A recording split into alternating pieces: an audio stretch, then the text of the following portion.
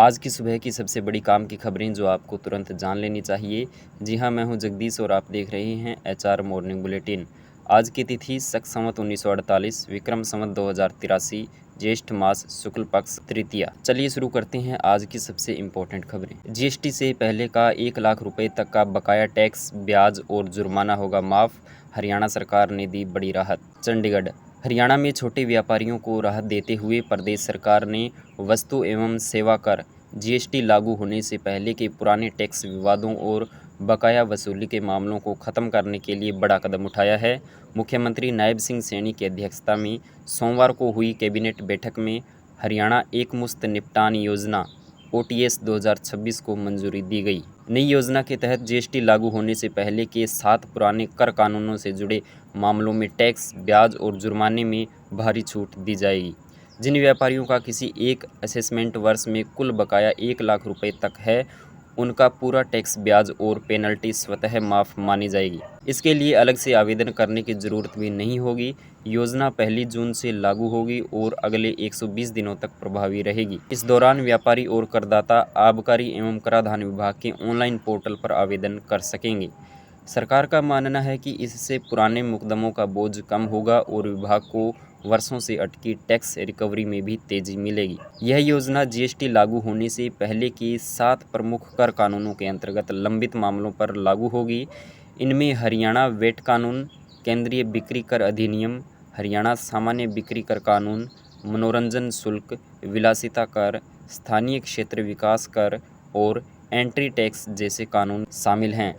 जिनका कुल बकाया 1 लाख रुपए तक है, उन्हें टैक्स, ब्याज और जुर्माने में 100% राहत मिलेगी, यानी उनका पूरा बकाया समाप्त माना जाएगा। हरियाणा में एक साथ 10 नीतियां मंजूर। सीएम सैनी बोले 5 लाख करोड़ का होगा निवेश, 10 लाख नई नौकरियां मिलेंगी। चंडीगढ़।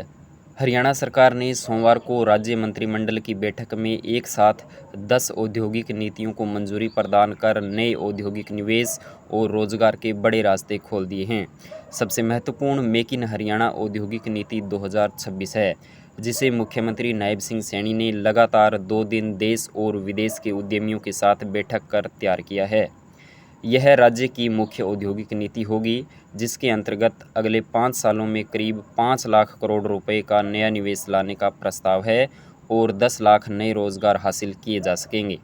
नई औद्योगिक नीति में प्रदेश के निर्यात को बढ़ाने पर भी फोकस किया गया है। मंत्रिमंडल की बैठक के बाद मुख्यमंत्री नायब सिंह सैनी ने दावा किया कि सभी औद्योगिक नीतियों को प्रधानमंत्री नरेंद्र मोदी के विकसित भारत तथा मेक इन इंडिया की विजन के अनुरूप तैयार किया गया है। मेक इन हरियाणा औद्योगिक नीति 2026 के अंतर्गत पुरानी A, B, C और D ब्लॉक आधारित औद्योगिक क्षेत्रीय व्यवस्था को समाप्त कर कोर, इंटरमीडिएट, सब प्राइम और प्राइम फोकस क्षेत्र आधारित नई व्यवस्था लागू की गई है। हरियाणा में गजटेड पदों की नौकरियों में बाहरी लोगों की भर्ती पर विवाद, इनेलो का प्रदर्शन, सरकार पर धांधली के आरोप। हरियाणा में गजटेड पदों की सरकारी नौकरियों में बाहरी लोगों को भर्ती करने के विरोध में इंडियन नेशनल लोकदल यानी कि इनेलो ने सोमवार प्रदर्शन किया। सरकार पर भर्ती प्रक्रिया में धांधली, योग्य होते हुए भी अयोग्य घोषित किए जाने और ग्रुप बी की नौकरियों में 90% हरियाणा प्रदेश से बाहर के लोगों की भर्ती करने के आरोप लगाए। इनेलो नेता और कार्यकर्ताओं ने पंचकुला स्थित हरियाणा लोक सेवा आयोग HPSC के कार्यालय के सामने एकजुट होकर नारेबाजी भी की। अभय सिंह चौटाला के नेतृत्व में पंचकुला की ADC को राज्यपाल के नाम पर ज्ञापन सौंपा। अभय चौटाला ने कहा कि भाजपा सरकार दावा करती है कि बिना पर्ची, बिना खर्च के सरकारी नौकरियों की भर्ती HPSC द्वारा की जा रही है, जो सरासर झूठ का पुलिंदा है। किस तरह से हरियाणा से बाहर के भाजपा शासित प्रदेशों के लोगों को लाकर के यहाँ भर्ती किया जा रहा है और हमारे बच्चे जो PhD, नेट पास, MA, MPhil, MTech हैं, उनको चपरासी के पद पर लगाया जा रहा है। A और B ग्रुप की गजटेड पोस्टों पर भाजपा शासित प्रदेशों से RSS के लोगों को लगाया जा रहा है। चौटाला ने कहा कि भाजपा सरकार ने तो आज इसे उछालने की पूरी कोशिश की है। ये बैरिकेड लगाने की क्या ज़रूरत थी? हम कोई हिंसा या तोड़फोड़ नहीं करने आए थे, हम सिर्फ अपनी बात रखने आए हैं। ये सब बीजेपी सरकार के ड्रामे हैं। हरियाणा के मोरनी में पर्यटन को बढ़ावा, गेस्ट हाउस, ढाबा, होटल और रेस्टोरेंट खोलने की राह हुई आसान। पंचकुला। हरियाणा सरकार ने मोरनी क्षेत्र में पर्यटन गतिविधियों को बढ़ावा देने के लिए बड़ा फैसला लिया है। अब इस पहाड़ी क्षेत्र में गेस्ट हाउस, ढाबा, होटल और रेस्टोरेंट खोलने की राह आसान हो गई है। टाउन एंड कंट्री प्लानिंग विभाग ने पंचकुला मोरनी शेड्यूल रोड और चंडी मंदिर मोरनी थापली मार्ग के दोनों ओर कृषि क्षेत्र में विभिन्न व्यावसायिक गतिविधियों के लिए भूमि उपयोग परिवर्तन (CLU) की अनुमति देने संबंधी नई नीति जारी की है। यह नीति रोड के दोनों ओर 500 मीटर गहराई तक लागू होगी। इसके तहत home stay, guest house, dhaba, restaurant और होटल स्थापित किए जा सकेंगे।